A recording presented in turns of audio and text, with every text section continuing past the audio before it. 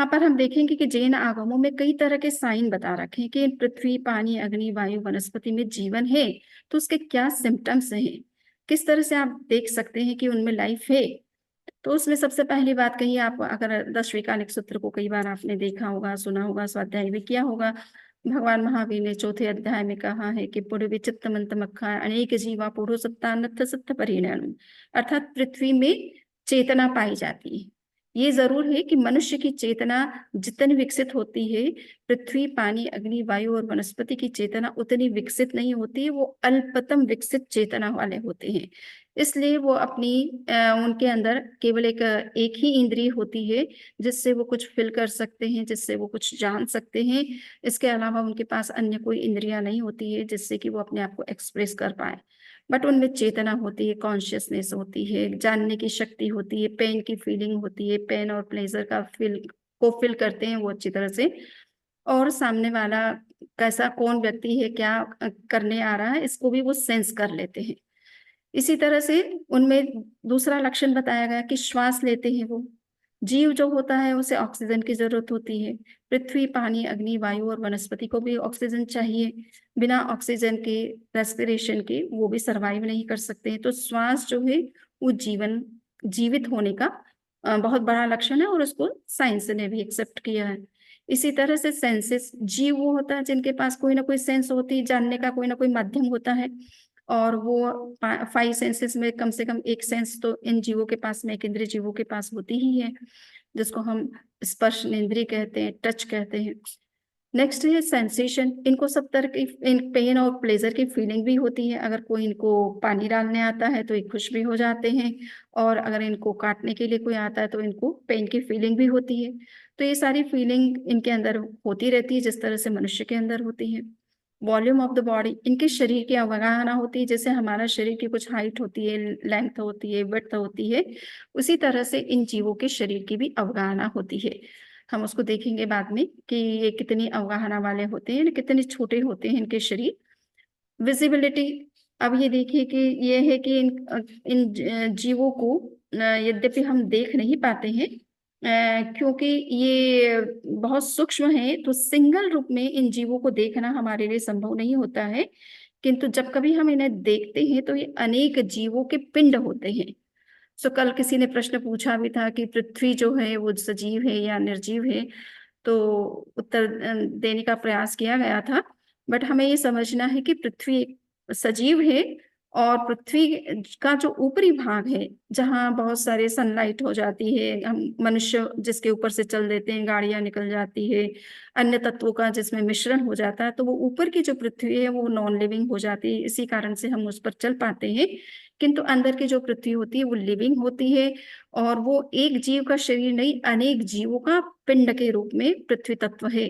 हम एक सिंगल जीव के शरीर को नहीं देख सकते क्योंकि वो इतने सूक्ष्म होते हैं कि वो हमारी आंखों से हमें दिखाई नहीं देते। जब कभी हम देखेंगे तो वो पिंड रूप में, कलेक्टिव बॉडीज के रूप में ही हमें ये तत्व दिखाई देते हैं। एंजॉयमेंट, ये इस एक तरह से इंद्रियों के द्वारा जो है, हम जिस तरह से भोजन करते हैं, चीजों को सेंस करते हैं या एंजॉय करते हैं, उसी तरह से इन जीवों में भी होता है। इनका शरीर होता है, शरीर से ये खाद्य पदार्थों को अपने अंदर लेते हैं, और भोजन की जो आपूर्ति है वो इस माध्यम से करते हैं। तो ये भोगी होते हैं, इन्हें पदार्थों का उपभोग करते हैं जिस तरह से हम करते हैं। एक्टिविटी कॉजिंग इन्फ्लक्स ऑफ कार्मिक पार्टिकल्स, जिस तरह से मनुष्य कर्म का बंधन करता है, उसी तरह से इन जीवों में भी कहा जाता है कि कभी कभी मनुष्य से ज्यादा कर्म बंधन करने वाले सूक्ष्म एक इंद्रिय जीव हो जाते हैं। किसी एक इंद्रिय जीव के कर्म के बंधन बहुत कम होते हैं, तो वो महाक्रिया महाआश्रव वाले भी होते हैं, और अल्प क्रिया अल्प आश्रव वाले भी हो सकते हैं। तो जिस तरह से मनुष्य कर्म का बंधन करते हैं, उसी तरह से ये जीव भी कर्म के बंधन करते हैं। इनके अंदर भी बुढ़ापा और दुख होता है, यानी ये भी महसूस करते हैं कि इनके अंदर कुछ पेन है, और बुढ़ापा इनको भी आता है। तो हम देखते हैं जैसे पेड़ है, आज कोई पेड़ हमने सीड बोया है, वो पेड़ बनता है, और एक समय के बाद में वो ओल्ड एज आने पर और धीरे धीरे वो ड्राई हो जाता है, खत्म भी हो जाता है। तो ये एजिंग और डेथ, ये पेड़ों के साथ या अन्य जीवों ये केंद्रीय जीवों के साथ में भी ये घटना घटती है कि उनका भी एक बुढ़ापा आता है, एक उम्र आके बाद में वो समाप्त हो जाते हैं। उनका जैसे ही आयु संपन्न होता है, उनकी डेथ भी हो जाती है। फ्रेंजी ये उन्माद कहा जाता है। जैसे कभी-कभी मनुष्य के अंदर कोई भूत या प्रेत प्रवेश कर जाता है तो उसमें उन्माद हो जाता है, या कभी-कभी मोहिनी कर्म के उदय के कारण से व्यक्ति पागल की जैसी स्थिति में चला जाता है। तो ऐसे ही कहा जाता है कि पृथ्वी, पानी, अग्नि, वायु, वनस्पति में भी उन्माद उत्पन्न होता है। और अगर आपने सुना होगा तो कभी-कभी डायमंड के अंदर प्रेतात्माओं का निवास होने से जब वो उस डायमंड को कोई धारण करता है तो उसके अंदर भी वो उन्माद आने लगता है। और कभी-कभी मोह कर्म के उदय से भी इस तरह का उन्माद इन जीवों में उत्पन्न हो सकता है। हमारे अंदर जिस तरह से नेचुरल इंस्टिंक्ट्स होती है, खाने की इच्छा होना, भय लगना, परिग्रह यानी पजेसिव टेंडेंसी हमारे अंदर जिस तरह से होती है, या क्रोध आदि जो हमारे अंदर होते हैं, ये सब चीज़ें दसों संज्ञाएँ जिस तरह से मनुष्य के अंदर होती है, वैसे ही पृथ्वी, पानी, अग्नि, वायु और वनस्पति के जीवों में भी पाई जाती है। सेंसरी एंड आर्टिकुलेट नॉलेज, अब ये है कि एकेंद्रीय जीव सिद्धांततः मिथ्यात्वी होते हैं, इनमें सम्यक तो नहीं होता है, इसलिए इनके ज्ञान को भले अज्ञान कहा जाता है, परंतु इनमें भी मति और श्रुत अज्ञान पाया जाता है। एक दृष्टि से, एक प्रकार से ये मति और श्रुत ज्ञान उनमें होता है। यद्यपि ये मनुष्य की भाषा को तो भाषा की तरह नहीं सुन सकते क्योंकि इनके पास कान नहीं है, किंतु अगर अपन कुछ बोलते हैं तो पेड़ उसको सुन लेते हैं, समझ लेते हैं और उसके हिसाब से रिप्लाई भी करते हैं, रिस्पॉन्ड भी करते हैं। और आप कई तरह के वीडियोज़ जो हैं, योगियों के, हिमालय में जो योगी हैं, सन्यासी हैं, उन लोगों की अगर आप इस वीडियोज़ देखेंगे, तो आपको पता चलेगा कि कुछ योगी ऐसे हैं जो पेड़ों से बातें करते हैं। उनसे उनकी प्रॉब्लम्स को पूछते हैं, उनको किस तरह से नरिश किया जाए, क्या क्या वो चीज़ें उनको हेल्प कर सकती हैं या क्या उनकी नीड है, उनसे जानने का प्रयास करते हैं और उस तरह का एनवायरनमेंट वो उनको प्रोवाइड करते हैं, जिससे कि वनस्पतियाँ बहुत विकसित होती हैं, ऐसे योगियों के पास में अच्छे फल देती है, ज़्यादा स्वादिष्ट और स्वीट फल देती है in comparison to other places. तो ये पेड़-पौधों में भी मति ज्ञान भी होता है और श्रुत ज्ञान भी होता है। ये सेंस करके भी, टच इंद्रिय के द्वारा भी जानते हैं, और साथ-साथ में अगर कोई कुछ बोलता है, कुछ संगीत सुनाता है, तो उनके वाइब्रेशन को भी ये रीड कर सकते हैं। कांस्टेंट डिज़ायर फॉर फूड, इनके अंदर निरंतर एक खाने की इच्छा बनी रहती है। जैसे मनुष्य में खाने की इच्छा रहती है कि वो कुछ न कुछ खाना चाहता है, सुबह से उठ कर के सोचता है कि क्या ब्रेकफ़ास्ट में लेना है, क्या लंच में लेना है, क्या डिनर में लेना है। सो ये सब चीज़ें इसी तरह से इन जीवों में निरंतर वो इच्छा रहती है। मनुष्य तो कंट्रोल कर लेता है, सपोज़ कि मुझे इस इतनी बजे ब्रेकफ़ास्ट लेना है, इतनी बजे फूड या लंच लेना है। बट ये लोगों के अंदर निरंतर ये इच्छा बनी रहती है, और इसलिए जब भी आप खाद डालते हैं, पानी डालते हैं, तो ये निरंतर उसका ग्रहण करते रहते हैं। Differ from each other in colour etcetera, तो ये सारे जीवों में ये कहा जाता है कि पृथ्वी काय के जीव क्या एक जैसे होते हैं? तो कहा जाता है कि नहीं, उनमें बहुत अंतर है एक-दूसरे जीवों के कंपैरिज़न में। कलर में उनके अंतर हो सकता है, उनकी बॉडी की हाइट में, लेंथ में, विड्थ में अंतर हो सकता है, उनकी अपनी क्वालिटीज़ में अंतर हो सकता है, उनके नॉलेज में अंतर हो सकता है। तो एक पृथ्वी काय का जीव और दूसरे पृथ्वी का जीव को आप सेम ना समझें, उनमें काफ़ी चीज़ों को लेकर के डिफरेंसेस भी पाए जाते हैं। Invisibility of their food process, ये सभी जैसे फोटोसिंथेसिस के द्वारा पेड़ अपना भोजन बनाते हैं, तो इसी तरह की प्रक्रिया हर पृथ्वी, पानी, अग्नि, वायु, वनस्पति की अपनी होती है। ये फूड प्रोसेस हम उनकी इतनी डायरेक्टली हम अपनी इंद्रियों से सेंस नहीं कर सकते या देख नहीं सकते हैं, बट उनकी अपनी फूड प्रोसेस होती है जिससे वो अपना फूड क्रिएट करते हैं और अपनी नीड को पूरा करते हैं। Unable to express their patience, उनके अंदर भी कषाय होता है, जैसे हमारे अंदर क्रोध है, मान है, माया है, लोभ है, इस तरह के कषाय एक इंद्रिय जीवों में भी होते हैं, पृथ्वी, पानी, अग्नि, वायु और वनस्पति में। हम जिस तरह से गुस्सा करके अपना अपना एक्सप्रेशन देते हैं, हमारी आँखों में जैसे रेड आँखें रेड हो जाती है या होंठ फड़फड़ाने लगते हैं या हाथ-पैर उठ जाते हैं किसी को मारने के लिए, ये उस तरह से नहीं कर सकते क्योंकि इनकी फिज़िकल कंडीशन वैसी नहीं है। तो ये अपने क्रोध को या अपने एंगर को उस तरह से एक्सप्रेस नहीं कर सकते हैं, बट इनके अंदर भी क्रोध वगैरह उत्पन्न होते हैं। कहा जाता है कि अगर कोई व्यक्ति उस पेड़ को काटने के लिए जाता है, तो उनको अच्छा नहीं लगता है। एक्सपेरिमेंट किए गए जापान में, पानी के ऊपर एक्सपेरिमेंट किए गए, 2 बाउल में पानी लिया गया और 1 बाउल के पानी को कहा गया, अरे तुम बहुत ही पानी बहुत ही अच्छे अच्छे नहीं हो, तुम्हारे कारण से कितने लोगों की जान चली जाती है। जब तुम बहुत ज़्यादा पानी बरसते हो, तो कितने फ्लड के कारण से कितने शहर नष्ट हो जाते हैं, नगर नष्ट हो जाते हैं, गाँव नष्ट हो जाते हैं, धन संपत्तियाँ नष्ट हो जाती हैं, कितने जीव मर जाते हैं। और एक पानी को जो बाउल में था उससे कहा गया कि पानी, अरे तुम्हारे बिना तो हमारा जीवन ही नहीं चलता, बिना पानी के ना कोई हम बड़े शहर का निर्माण कर सकते हैं, ना बड़ी इंडस्ट्रीज हम सेटअप कर सकते हैं, ना कोई बड़ा बिजनेस कर सकते हैं। तो पानी सबसे बड़ी नीड होती है लाइफ के लिए। बिना पानी के हम एक भी दिन नहीं चल सकते हैं। भोजन अगर किए बिना हम चल सकते हैं, किंतु पानी के बिना नहीं चल सकते। ये अलग बात है कि हम तपस्याएं करते हैं, तो हम तपस्या में जो है कुछ दिन अगर चाहे तो पानी ना भी पिए तो चले। और तीर्थंकरों का की फास्टिंग प्राय बिना पानी ही होती है। वो बेले से कम की तपस्या करते भी नहीं है, और 6 महीना 12 महीना तक की भी तपस्या अगर वो करते हैं तो उनकी निर्जल उपवास ही होते हैं। तो ये उनकी शारीरिक अपनी स्ट्रेंथ है, जिसके कारण से वो इतने लंबे समय तक बिना पानी के रह सकते हैं। किंतु जनरल एक बात की जा रही है कि कोई भी मनुष्य जो है वो भोजन के बिना एक बार रह सकता है, किंतु पानी के बिना नहीं रह सकता है। तो इसी तरह से ये जीवों को भोजन भी चाहिए और पानी भी चाहिए, और ये अपने कषाय को अभिव्यक्त नहीं कर सकते हैं। और हाँ, मैं जो बात कह रही थी कि जापान जापान में जो प्रयोग किए गए, तो पानी के ऊपर जब प्रयोग किए गए, तो एक पानी को जब अब्यूज किया गया, उसे बहुत ही नेगेटिव बातें कही गई, तो उसको बहुत रिएक्ट हो गया। और जब उसको फ्रीज में रखा गया, उसका जब क्रिस्टल बना, तो क्रिस्टल बहुत ही ऐसा वियर्ड कहना चाहिए कि बहुत एग्रेशन जिसमें दिखाई देता है कि पानी बहुत नाराज है, बहुत गुस्से में है, इस तरह का जो क्रिस्टल बनता है। तो ये कहने का इतना ही मतलब है कि पानी के अंदर भी क्रोध वगैरह होते हैं। इसी तरह से पृथ्वी, पानी, अग्नि, वायु, वनस्पति, अन्य सारे जीवों में क्रोध भी होता है। तो जब कभी उनको इस तरह की बातें या इस तरह का बिहेवियर उनके साथ किया जाता है, तो वो रिएक्ट भी करते हैं अपने तरीके से।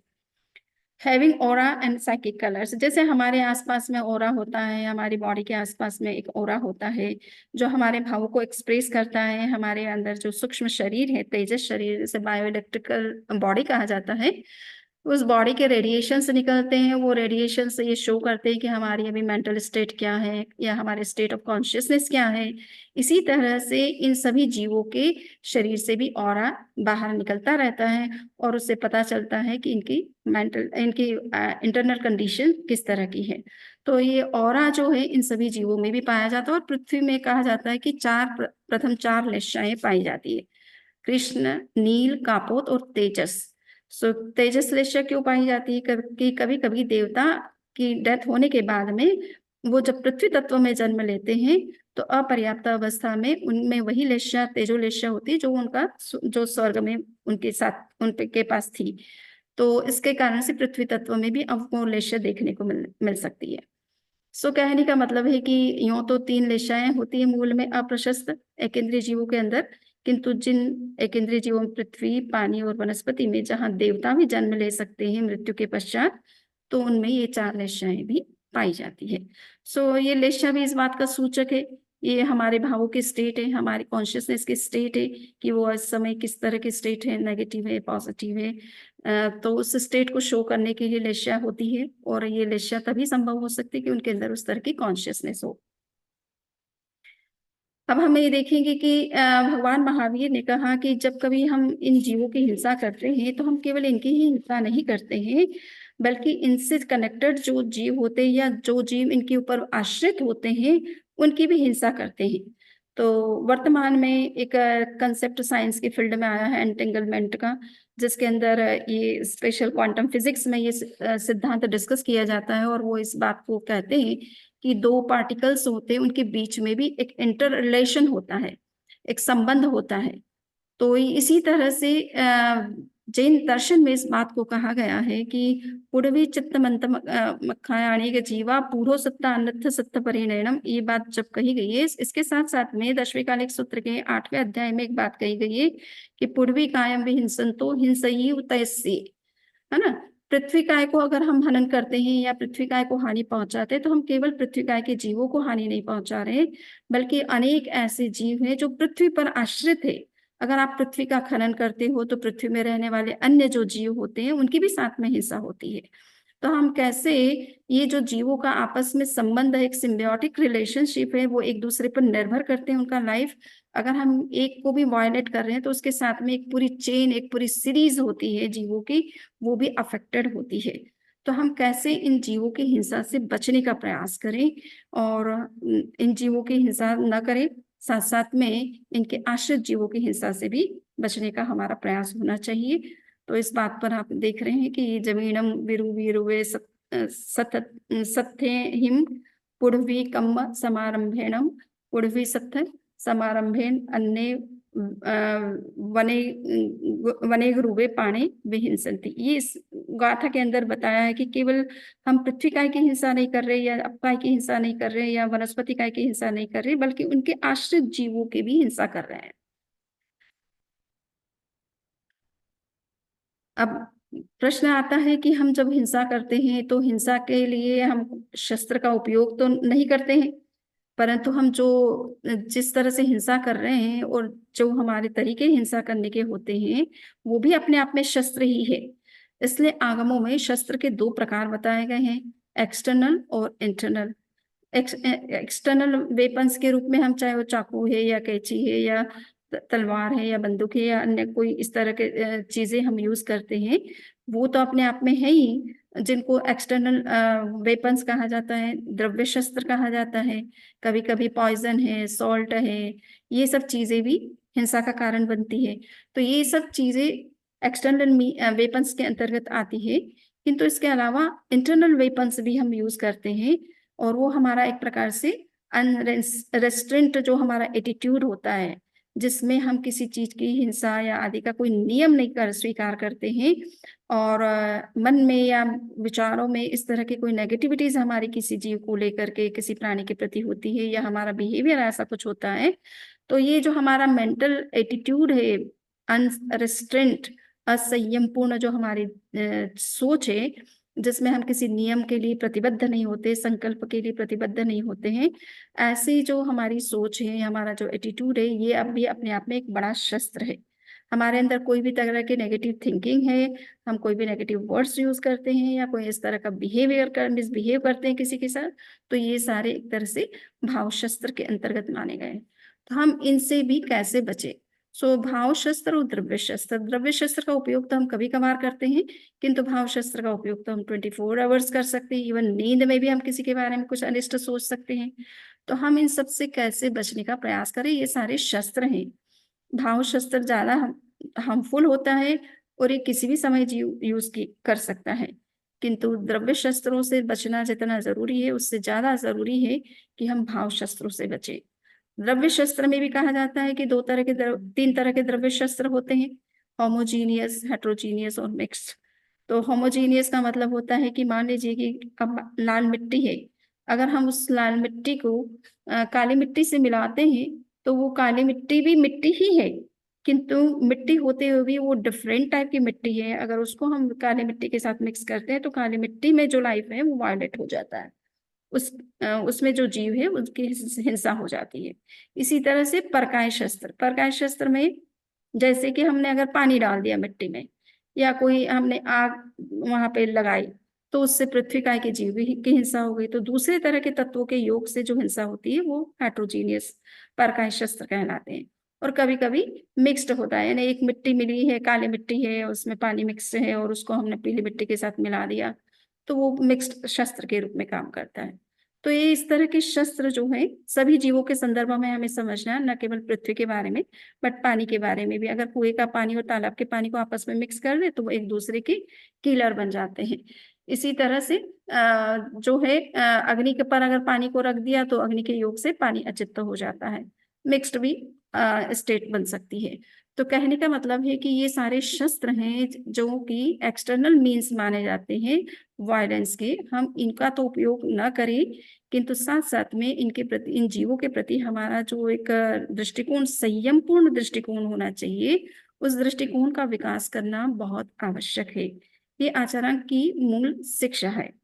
तो आज चूंकि हमारा समय क्वेश्चन आंसर के लिए अब हम 10 मिनट रखना चाह रहे हैं, सो यहाँ हमारी चर्चा अभी यहाँ तक ही है कि हमने अभी अर्थ से संबंधित पृथ्वी काय की हिंसा किस तरह से होती है, किस तरह के शस्त्रों का प्रयोग किया जाता है, आदि की चर्चा आज हमने की है। नेक्स्ट में हम अन्य सभी तत्वों के बारे में भी चर्चा करेंगे। अभी अब आपके कोई क्वेश्चन है तो आप कर सकते हैं।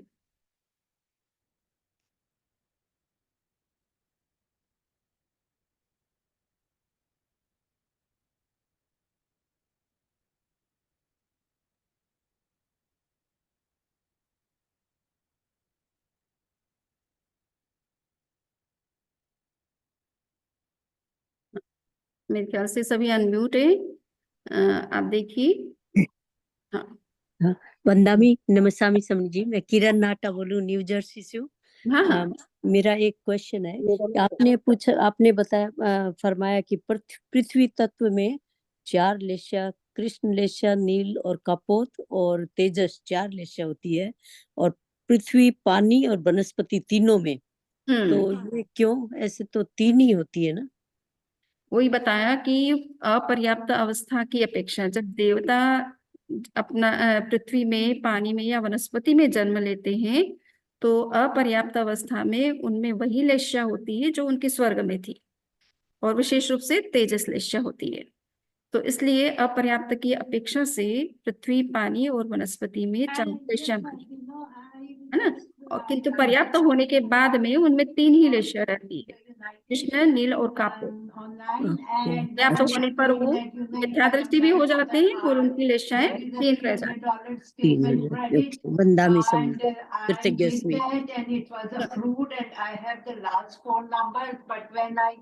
वंदना में किसी की आवाज आ रही है, आप बोलिए। हाँ, एक मिनट,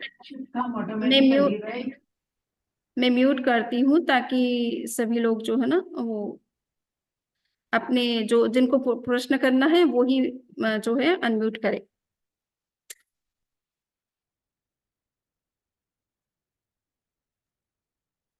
वंदना में नमः स्वामी, एक क्वेश्चन करना था मेरे को। हम्म आपने ये बताया कि मतलब इंसान न चाहते हुए भी उसको पता है कि वो गलत कर रहा है, और हम्म न चाहते हुए भी वो कर लेता है। हम्म तो उसका सॉल्यूशन तो मतलब अभी तक आप शायद आगे के प्रवचन में देने वाले हैं, लेकिन हम्म फिर भी क्या सॉल्यूशन हो सकता है, छोटा सा भी? वही है कि न चाहते हुए कर लेता है, इसका मतलब है कि या तो उसने नियम और संकल्प कुछ कर नहीं रखा है, और हम्म। या फिर कोई तरह की कंपल्शन होती है। सपोज आप नहीं चाहते हो परंतु परिवार की नीड है तो आपको वो काम करना भी जरूरी हो जाता है सब। तो इसलिए ये देखना है कि हमारा लाइफ किस तरह का है। हम पूरी तरह से साधु तो बने नहीं है। गृहस्थ जीवन है तो सोशल रिस्पॉन्सिबिलिटी भी होती है, फैमिली की रिस्पॉन्सिबिलिटी भी होती है, अपनी भी कुछ नीड्स होती है, और उनको फुलफिल करने के लिए हम चाहते नहीं है कि किस तरह की हिंसा हो, बट वो करना भी जरूरी हो जाता है। ठीक है ना। तो ये हर चीज के अब लिए ये संकल्प लेना है, अब मतलब कि ये देखना जरूरी है कि क्या हमारे लिए आवश्यक है और क्या अनावश्यक है। हम आचार्य श्री महाप्रज्ञ जी एक बार पचपदरा में थे, वहाँ मर्यादा महोत्सव चल रहा था, और जसवंत सिंह जी उस समय विदेश मंत्री थे। तो उन्होंने एक बात कही कि आप अहिंसा की जो बात करते हैं, हम कहते हैं कि अहिंसा को पूरी तरह से फॉलो करें, पर ये कैसे संभव हो सकता है जब आतंकवादी पाकिस्तान से अगर अटैक भारत पर होता है, तो हम कैसे अपने देश की रक्षा करें ऐसी कंडीशन में। तो आचार्य श्री महाप्रज्ञ जी ने कहा कि देखिए, गृहस्थ को अनावश्यक हिंसा से बचना है। देश की रक्षा के लिए, जीवन को चलाने के लिए, परिवार की आवश्यकता की पूर्ति करने के लिए उससे अगर कुछ काम करना होता है तो वो आवश्यक हिंसा के अंतर्गत आता है, और जब तक उसकी जिम्मेदारी है तब तक वो करता है। अगर जिम्मेदारी नहीं है, बच्चे बड़े हो रिस्पॉन्सिबिलिटी ले लेते हैं, तो आप उसमें उससे भी बच सकते हैं। आवश्यक होते हुए भी, अनिवार्य होते हुए भी आप उससे बच सकते हैं।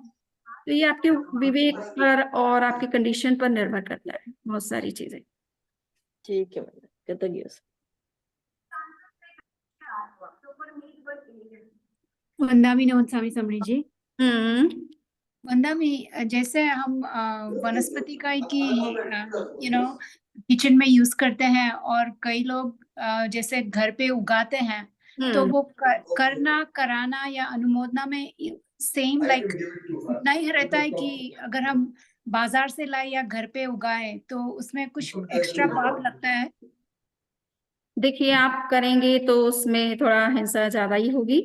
करने और बाजार से लाना तो एक वो चीज मार्केट में जो भी है जिसके कारण जो बेचता है उसको करना पड़ता है, और जो कस्टमर खरीदता है वो उतना से ही भागीदार बनता है। किंतु ये घर पे करेंगे तो वो सारे आराम समाराम अन्य तरह के जीव जो उत्पन्न हो जाते हैं, फिर पेस्टिसाइड्स डालने पड़ते हैं उनको मारने के लिए, तो ये बहुत सारी अनावश्यक हिंसा घर पे करने से हो जाती है। ठीक है ना। बाहर में हमें जितनी जरूरत है हम उतना ही लाएंगे, घर पे तो हम पेड़ उगाएंगे तो उसमें जितने फल आएंगे सारे तो हम खाने से रहे, फिर किसी और को देंगे। ठीक है। सो हम ये अनावश्यक है थोड़ा सा। परंतु कभी कभी ये भी देखना पड़ता है कि बाहर मार्केट में अगर पेस्टिसाइड्स केमिकल्स ये फर्टिलाइजर्स वाली चीजें मिलती है जो कि हमारे लिए काम की नहीं होती है, तो गृहस्थ को अपने आवश्यकता की पूर्ति के लिए कभी कभी ऐसे उपाय करने भी पड़ सकते हैं। और प्राचीन समय में मूल बिजनेस जैनों का विशेष रूप से खेती था, तो इसलिए वो आवश्यकता से अगर कोई कुछ करता है तो वो अब गृहस्थ की अपनी नीड है, पर जितना हो सकता है बचने की कोशिश करें। मतलब एक क्वेश्चन है कि ये जो पृथ्वी का में जो अपना जो अर्थक्वेक वगैरह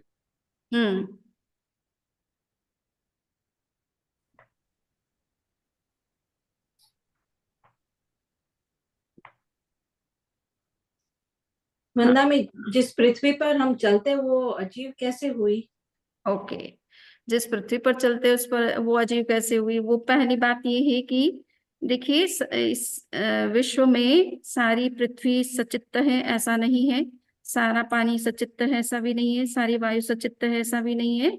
और इसी तरह से कुछ अग्नियां भी हैं, तो स्वर्ग की अग्नि अचित्त होती है, नरक की अग्नि अचित्त होती है, तो कुछ अग्नियां भी हैं वो भी अचित्त हो सकती है। तो ये स्थानांक सूत्र में ये बात को भी कहा गया है कि सारा आप भगवान महावीर के समय में कहा जाता है, जब भगवान महावीर पाकिस्तान गए थे, उस समय पाकिस्तान नहीं था, वो भारत का ही हिस्सा था। और वहाँ के राजा उदाई को दीक्षा देने के लिए वहां पर जब गए थे तो रास्ते में पूरा एक तालाब उन्होंने देखा था, उस तालाब का पानी पूरा का पूरा अचित्त था।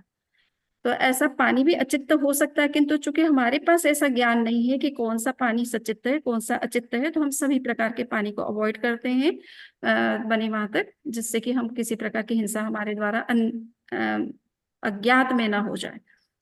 दूसरा ये है कि पृथ्वी के बारे में आप जो कह रहे हैं, तो चूंकि ऊपर की जो पृथ्वी है उसके ऊपर देखिए कि कई लोग चल जाते हैं, कई गाड़ियां निकल जाती हैं, इतनी ऊपर से धूप लगती है, इतना बारिश होती है, अन्य जो केमिकल्स हैं एलिमेंट्स है वो मिक्स होते रहते हैं। और पृथ्वी का अपना लाइफ भी एक निश्चित समय के लिए होता है ना, वो तो होने क्या वो हमेशा सचित्त रहती है, उसका लाइफ जब खत्म हो गया तो वो अचित्त हो जाती है। तो इन सब कारणों से ऊपर की जो पृथ्वी कहा जाता है कि एक हाथ जितनी लगभग इतनी जो है जमीन वो अचित्त होती है, और इसलिए ऊपर चलते हैं तो उसमें कोई प्रॉब्लम नहीं है। किंतु अगर नीचे से जमीन खोदी गई है, कोई मकान बना रहा है या कोई कंस्ट्रक्शन हो रहा है और वहां पर जमीन को खोदा गया है और मिट्टी तुरंत निकली हुई है, तो साधु साध्वी करीबन समझ लो 3 दिन तक तो उस मिट्टी पर पैर नहीं रखते हैं।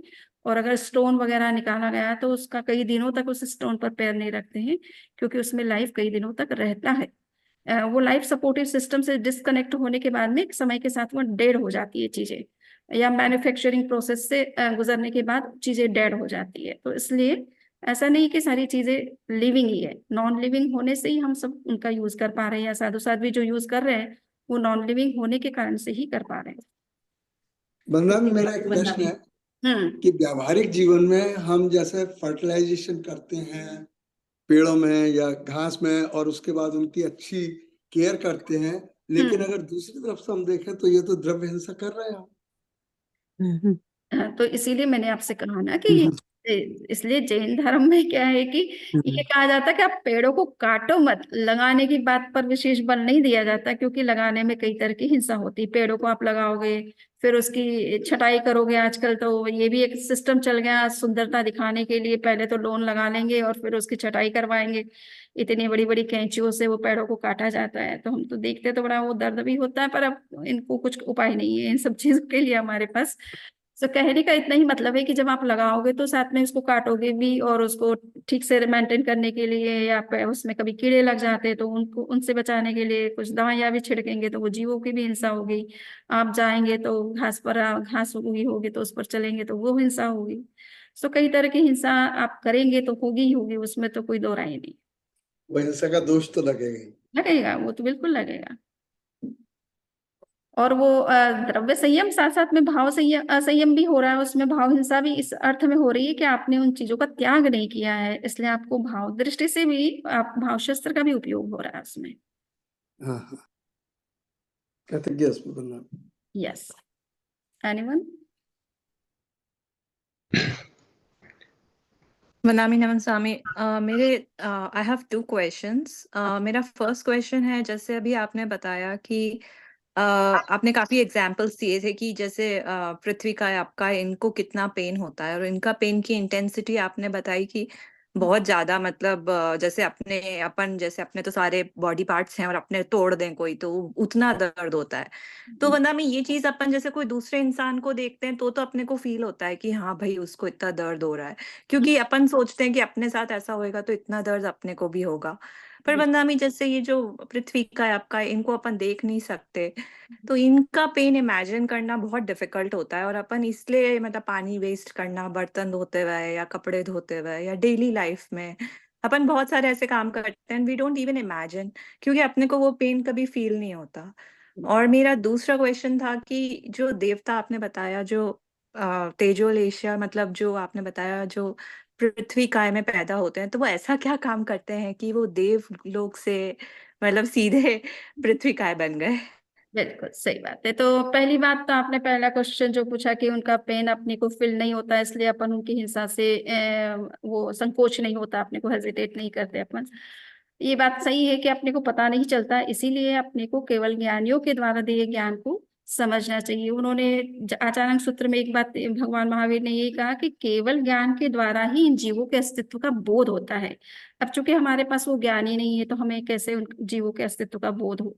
तो हमें इसीलिए आगमवाणी पर विश्वास करके उन जीवों की हिंसा से बचने का प्रयास करना चाहिए जितना जरूरी है उसमें। वो तो इंसान को करना पड़ता है, क्योंकि आप साधु नहीं है कि आप किसी के यहाँ जाएंगे और आपको वो प्रोवाइड करेंगे। सो आपको वो करना पड़ सकता है, बट कितना लिमिटेड जरूरी है, कितना लेना खाना जरूरी है, वो तो नहीं किया जाए। और कितना, इसीलिए जैन धर्म में तिथियों का पालन किया जाता है कि हम हरियाली को किस किस दिन छोड़ सकते हैं, बिना खाए भी कितने दिन चल सकते हैं, तो हम पर्यूषण के दिन में अवॉइड करते हैं, या जो 5 तिथियां होती है उस पर अवॉइड करते हैं, अष्टमी चतुर्दशी को अवॉइड करते हैं। तो इसका उद्देश्य यही है कि इन जीवों की हिंसा से हम कितना बच सकते हैं। रोज डेली खाना भी हमारे लिए जरूरी नहीं है। और दूसरा आपका क्वेश्चन, शमनी जी, अपन लोग दूर क्यों जाते हैं? घर के अंदर ही देखिए लॉन लगे हुए हैं, प्लांट लगे हुए हैं, ये भी तो हिंसा ही है। वही हर तो। 2 वीक में लॉन हाँ, तो होता है, वो ट्रिमिंग होता है, सब वो कुछ होता है। प्रताप जी ने इसलिए वो प्रश्न पूछ लिया, मैंने आंसर उसके लिए आपको दे दिया। और लेशा का जहां तक प्रश्न है कि देवता क्यों उस योनि में जाते हैं पंचेंद्रिय से, वो भी स्वर्ग से सीधा एक इंद्रिय में चले आते हैं, तो इसका कारण ये बनता है कि वो जब स्वर्ग में रहते तो उनके ऑर्नामेंट्स बहुत सुंदर होते हैं, तो कभी कभी उन ऑर्नामेंट्स के प्रति उनका बड़ा अट्रैक्शन होता है। कोई डायमंड है उसके प्रति अट्रैक्शन होता है, गोल्ड की कोई चीज है तो उसमें अट्रैक्शन होता है, तो फिर पृथ्वी काय में जन्म लेंगे। कभी कभी वो क्रीड़ाओं घूमने के लिए जाते हैं, तो सरोवर है, नंदन वन में जाते हैं या पांडुप वन में जाते हैं, वहाँ के जो सरोवर होते हैं, झील होती है, नदियाँ होती है, उसके आसपास घूमते हैं, तो उस वहाँ का वातावरण देख करके वो बड़े अट्रैक्ट हो जाते हैं, तो पानी में उत्पत्ति हो जाती है, कभी पेड़ में उत्पत्ति हो जाती है। तो ये कारण बनता है कि वो जहाँ घूमने जाते हैं उन चीजों को देखते समय ऐसा भाव कर लेते कि कितना अच्छा माहौल है, तो और उसी समय आयुबंध का अगर समय हो जाता है तो फिर उत्पत्ति भी वहीं हो जाती है। इसलिए देखते समय थोड़ा सा सावधान रहने की जरूरत है कि इन चीजों को इतना अप्रिशिएट ना करें, इतना ज्यादा अट्रैक्ट ना हो उन चीजों के प्रति। ठीक है, देखना है, नॉलेज की दृष्टि से अपन देख लेते हैं, बट मैंने वहां तक एंजॉय कम करें, तो ऐसे विचार कहीं हमारे अंदर ना आ जाए और वही आयुबंध का समय ना हो, तो अच्छा ही है। तो वंदना में इसके साथ ही आपने एक मिथ्यात्वी की बात और कही थी। हाँ, तो वो क्या मिथ्यात्वी था? इसलिए कि ये है कि एक इंद्रिय जीव मिथ्यात्वी होते हैं, ठीक है ना। 2 हाँ हाँ, इंद्रिय से लेकर के 5 इंद्रिय तक के जीवों में सम्यक्ति भी मिल सकते हैं। मतलब वैसे तो 1 इंद्रिय से लेकर के 4 इंद्रिय तक के जीवों को मिथ्यात्वी माना गया है शास्त्र में, ठीक है ना। उनको ठीक। तत्व का ज्ञान नहीं है, आत्मा क्या है, परमात्मा क्या है, कर्म क्या है, किससे बचना है, तो ये सब चीजों का बोध नहीं है, सो मिथ्यात्वी माने जाते हैं। 2 इंद्रिय से और असंगी पंचेंद्रिय तक के जीव जो है वो एक तरह से मिथ्यात्वी माने गए। संगी पंचेंद्रिय हम मनुष्य हैं, या पशु अगर इस तरह के हैं तो उनमें सम्यक दर्शन की संभावना है, बट इन जीवों में मिथ्यात्व ही होता है। तो फिर बाद में वो ये हो जाते हैं, मिथ्यात्वी हो जाते हैं, क्योंकि इसलिए हाँ, जन्म ले लिया। पर्याप्त अवस्था में मिथ्यात्व हो जाते हैं। अपर्याप्त अवस्था में तो अपर्याप्त अवस्था। हाँ, अपर्याप्त अवस्था की अपेक्षा जो है वो सम्यक्ति माने जा सकते हैं। ठीक बात है। वंदा में कृतज्ञ समझी जी, जो ये पहाड़ होते हैं, यो एक बड़ा पहाड़ है, हम उसमें से छोटा अगर टुकड़ा काट लेते हैं तो उसमें भी जीव रहता है, तो जीव उसमें अनेक जीव होते हैं, वो कैसे डिटरमिन करते हैं? देखिए, कहा जाता है कि एक मिट्टी का आंवले जितना जो ढेला होता है ना, मिट्टी का लंप, उसको अगर आप लेंगे और उनके जीवों को आप अलग अलग बड़ा कबूतर की साइज में अगर उसको बड़ा करके देखेंगे तो कहा जाता है कि एक मिट्टी के ढेले के अंदर जितने जीव है ना, उतना इस ये पूरा अपना ब्रह्मांड, पूरा विश्व जिसे हम लोक कहते हैं, इसमें भी वो नहीं समाते। ऐसे असंख्य लोग चाहिएंगे जो उनको समाहित करने, यानी पूरे जम्बू द्वीप में वो नहीं समाते। ये जम्बू द्वीप जो अपना माना जाता है, जिसके अंदर भारत, ऐरावत और महाविद्य क्षेत्र आते हैं, इतने जम्बू 1,00,000 योजन के जम्बू द्वीप के अंदर एक ढेले के अंदर के जो जीव हैं वो भी नहीं समाते हैं। तो कितनी बड़ी जगह चाहिए, आप ये सोचो कितने जीवों की संख्या है एक एक मिट्टी के ढेले के अंदर। तो अगर हमने एक मिट्टी के ढेले पर को कुछ पानी लगा दिया या उसको कुछ उस पे कर दिया, तो उसमें से कुछ अलग कर लिया, तो उसका जीव रह जाता है या कैसे? मतलब वो खत्म, पूरा का पूरा ही खत्म हो गया। जैसे एक पहाड़ है, पहाड़ में से छोटा टुकड़ा निकाल लिया, तो वो छोटे टुकड़े में भी जीव रहेगा क्या? देखिए, वो जैसे पहाड़ से जब तक वो जुड़ा हुआ था तब तक उसको क्या है, लाइफ सपोर्टिव सिस्टम से वो जुड़ा हुआ था। राइट।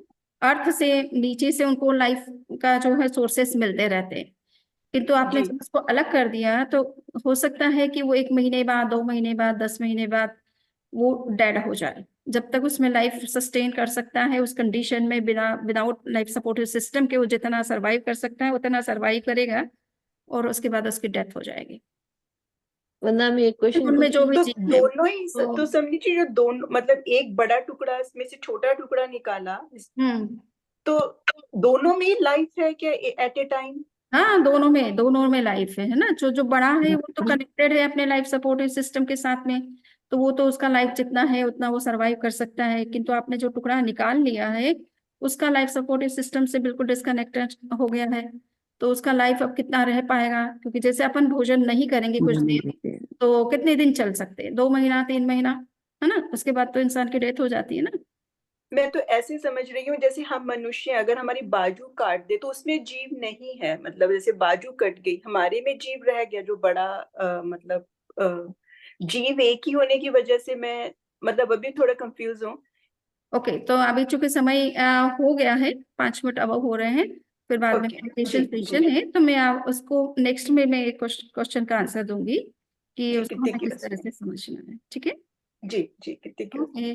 सो मंगल पाठ। चत्तारि मंगलम अर्हन्ता मंगलम, सिद्धा मंगलम साहु मंगलम, केवली नत्तो धम्मो मंगलम, चत्तारि लघुत्तमा अर्हन्ता लघुत्तमा, सिद्धा लघुत्तमा, साहु लघुत्तमा, केवली पुण्यतो धम्मो लघुत्तमो, चत्तारि शरणं प्रवच्चामि, अर्हन्ते शरणं प्रवच्चामि, सिद्धे शरणं प्रवच्चामि, साहु शरणं प्रवच्चामि, केवली पुण्यतं धम्मं शरणं प्रवच्चामि। कित्तिक्योस्मि स्वामी जी, कित्तिक्योस्मि। वंदनामि नमस्कार स्वामी जी। कित्तिक्योस्मि स्वामी, सत्यं वदामि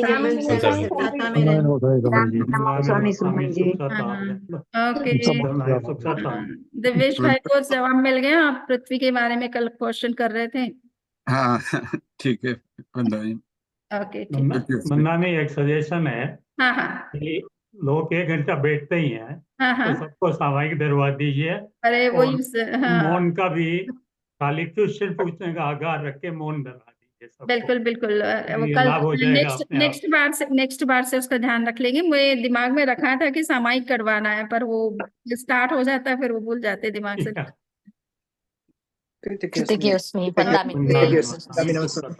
ठीक है। और हम बार ओके, और हम